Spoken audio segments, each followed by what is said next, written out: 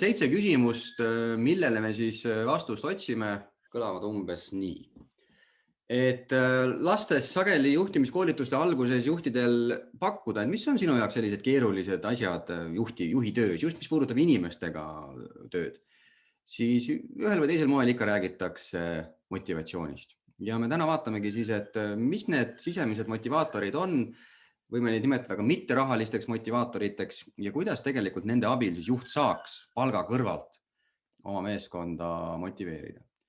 Siis teine väga oluline motivaator alati on juht ise, ehk siis vaatame, missugune võib olla näiteks sinu enda mõju tänasele meeskonnale ja nende motivatsioonile, eriti kui me räägime kaugtöö tingimustest, kus tegelikult seda füüsilist kontakti enam ju nii palju ei ole, te ei kohtu enam nii palju.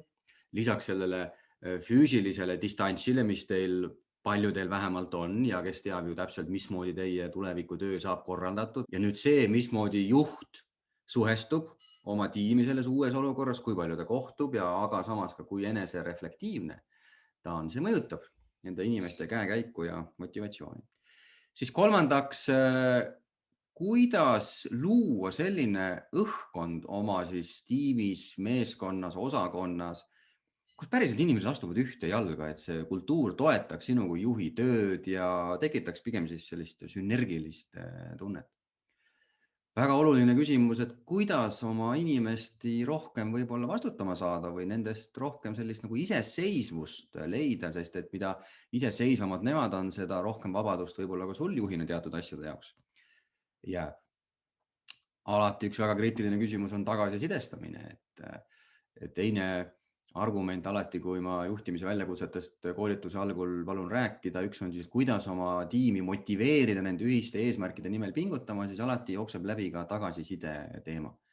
Ja eelkõige räägitakse muidugi arendavast kriitilisest tagasisidest, et kellelgi ei ole probleemi sellega, et nägi, et keegi tegi midagi hästi ja sai hästi hakkama ja midagi talle mainida, vaid pigem ikkagi, et kuidas rääkida nendest puudustest, probleemidest niimoodi, et inimesed ei lähe kaitsesse, ei solvu. Väga oluline teema, avatus, turvatunne, usaldus, sest et paljud juhid on hädas selliste vaikivate meeskondadega, kus saadakse kokku, aga ega erilist dialoogi ei ole. Dialoogid on pigem võib-olla kööginurgas, kohvinurgas, suitsunurgas. Ja selle kõige taustal me ühelt poolt muidugi tahame, et meie töötajad kõik näeksid seda tööd hästi suures pildis ja oleksid samadest asjadest huvitatud nagu meie juhtidena.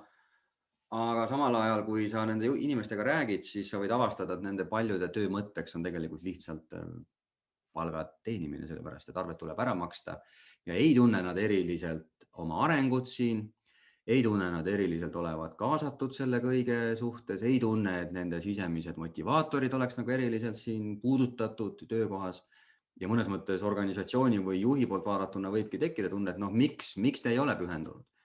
Aga kuna mul on selline privilegeeritud olukord, et ma kohtun nii juhtidega, aga tihti ka nende juhtide tiimidega, siis ma näen seda asja nagu mõlemast vaatest.